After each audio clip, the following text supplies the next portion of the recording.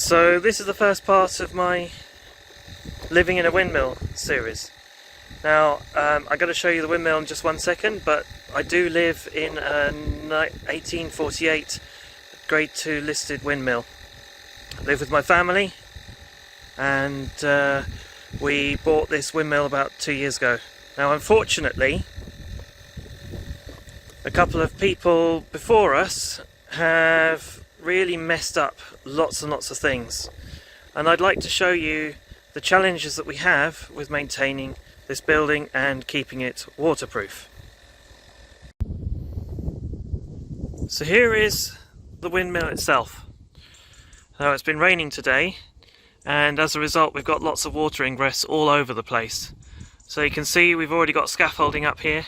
That's because we were recently doing the windows, and they're now essentially finished and to a much better standard than were before. Apologies for the wind noise if it's there on the video. There's not a lot I can do about this. This is just an impromptu video as I walk around the place.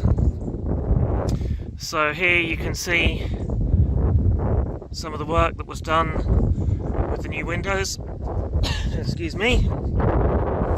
The leading is to a very high standard, and we're very happy with the work that's been done here.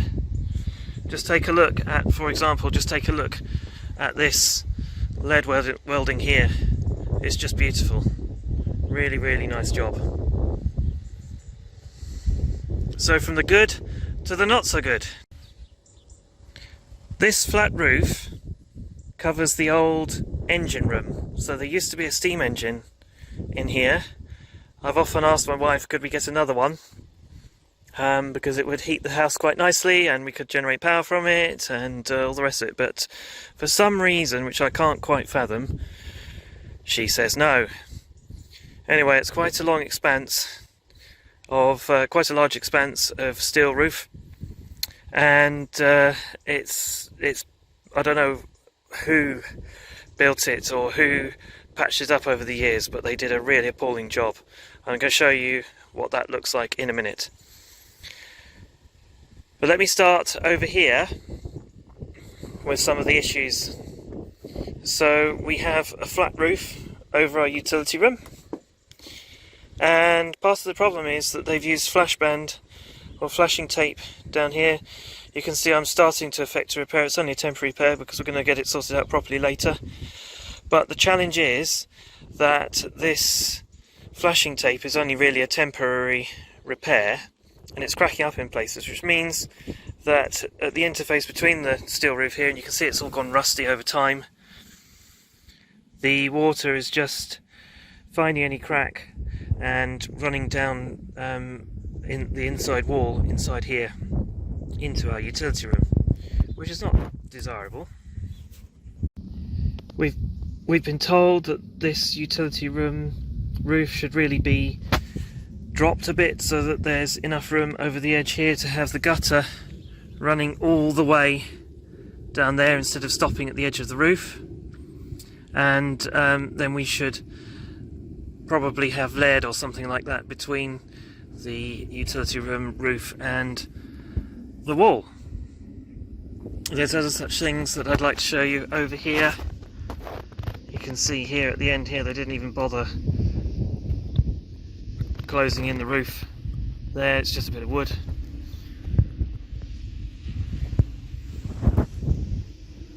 And over here, this is just some nonsense construction here. There's a plank of wood under the edge of the roof. What's that doing? Go over here. And this bit of bitumen is just quite literally flapping in the wind. No idea what that's supposed to do. Presumably to channel the water over the top here and down the roof, but the prevailing wind is from the west, and this is actually the direction of the prevailing wind. So all that happens is the wind strikes this, lifts it up, and then the water comes under here. Now luckily that doesn't seem to leak, but it's a very, very strange construction. Let's just talk about this steel roof again for one moment. Interestingly enough, over the years it's been estimated that there have been over 600 different roof profiles manufactured, and many of the companies that made this style of roof panel are now out of business. So if I want some more roofing panels, which I definitely do, I can't get them off the shelf. It's all to do with the rise and fall and the distance between the humps in the roofing panel, if you would like to call it that. So all these dimensions here, so this dimension here, the rise here, the angle, the distance here, and the angle down here, the distance here, and then the distance between this, they're all different. So if I want some more of these roofing panels, excuse the towel that's blown over there and the other bits, if I want some more roofing panels, then I have to have them made. But worse than all of that is this skylight. Now, it's a nice idea to have a skylight in the building. It lets light into the room below. However, over the years, this plastic here has cracked.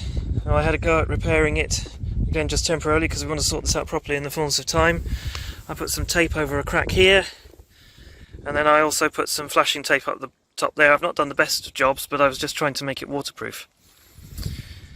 Now, imagine my dismay when this morning, after spending a couple of hours on this yesterday, I also sealed it here at the bottom, because again the prevailing wind comes up this way and goes underneath here.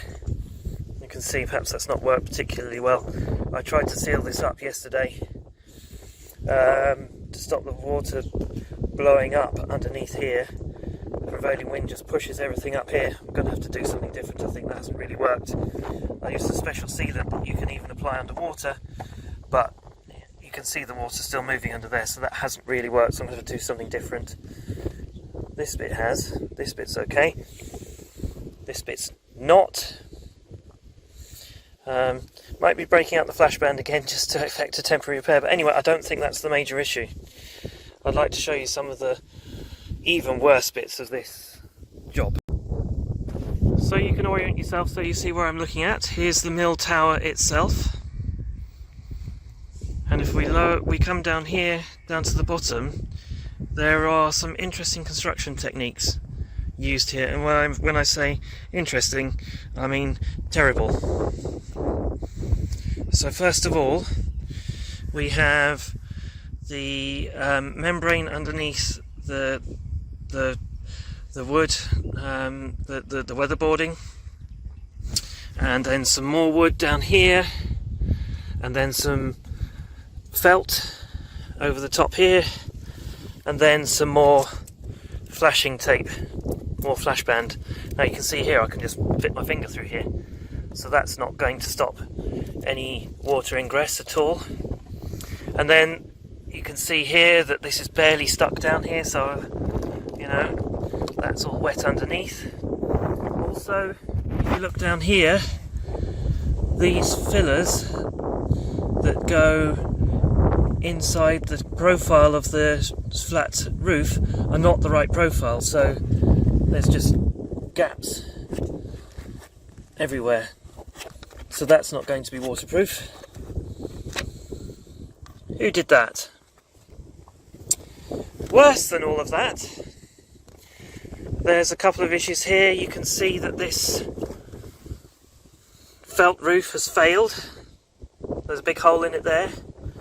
The leading over there looks highly suspect. I don't know, they just plonked some lead on top. And worse even than that, I think this really takes the biscuit. You see this bit of lead here? Yeah, well, just let me show you this. Again, apologies for the wind noise. Being a windmill, it's a windy place. Anyway, look at this bit of lead. Yeah, I mean, what is that even doing there? Nothing as far as I can see. If we look under here, there's a massive gap I can fit my finger in, my whole hand in. And then if we go underneath here, I'm going to have to see if I can turn my torch on.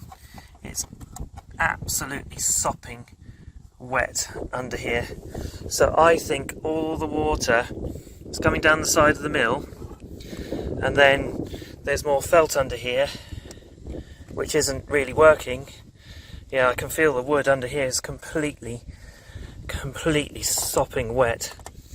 And then it's just all going underneath the mill and underneath the flat roof and soaking everything underneath.